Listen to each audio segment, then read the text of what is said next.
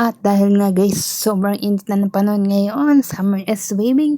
So naisipan kong gumawa ng trending na shake, ang mango graham shake. So 1 piece of mango lang ang ating gagamitin. Lalagyan lang natin ng kaunting condensed, kaunting graham. Syempre lalagyan natin ng cube ice para malamig syempre.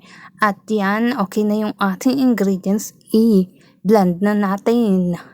So yan, tama-tama nga ito guys ngayong summer at patok na patok talaga naman itong ganitong shake na to dahil sa sobrang init ng panahon ngayon. So try nyo na ang ganyang shake. So ayan, maglalagay lang ako sa baso ng konting condense at ilalagay natin yung ating shinake na mango. Lalagyan lang din natin ng kaunting graham, syempre yan.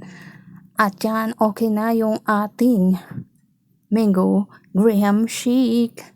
So yan, done and ready to serve na. So tikman na natin yung ating ginawang mango shake. So ayan, sobrang yummy naman guys to. So try nyo na yung ganyang shake.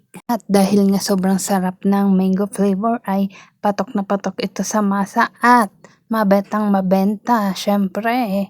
So ayan, ano na pang inaantay nyo? Gumawa na kayo ng shake na ganito dahil nga sobrang sarap nito, sobrang yummy at talagang marerefresh ang utak nyo dito pag ito ay natikman nyo.